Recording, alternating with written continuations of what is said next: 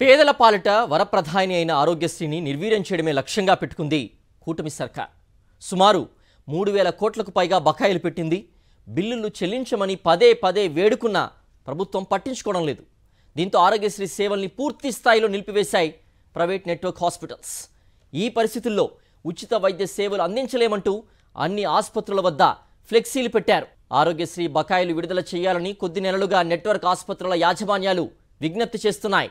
CM, వైద్య శాఖ మంత్రి నుంచి ఉన్నతాధికారులను కలిసినా ఫలితం లేకపోవడంతో గత నెల 15న సమ్మె నోటీస్ ఇచ్చింది ఏపీ స్పెషాలిటీ హాస్పిటల్స్ అసోసియేషన్. అదే రోజు నుంచి ఆరోగ్యశ్రీ ద్వారా ఉచిత ఓపీ, డయాగ్నోస్టిక్ సేవల్ని సైతం నిలిపివేసింది. అయినప్పటికీ ప్రభుత్వం దిగిరాకపోవడంతో శుక్రవారం నుంచి పూర్తి స్థాయిలో సేవల్ని నిలిపివేసింది. ఆరోగ్యశ్రీ సేవలు రాష్ట్రంలో పూర్తి స్థాయిలో నిలిచిపోవడం 6 నెలల వ్యవధిలో ఇది రెండోసారి. ఈ ఏడాది ఏప్రిల్ నెలలోనూ ఇదే తరహాలో నెట్వర్క్ ఆసుపత్రులు సమ్మె చేశాయి. అప్పట్లో సీఎం నేరుగా యాజమాన్యాలతో చర్చించి బిల్లులు చెల్లిస్తామని హామీ ఇచ్చారు.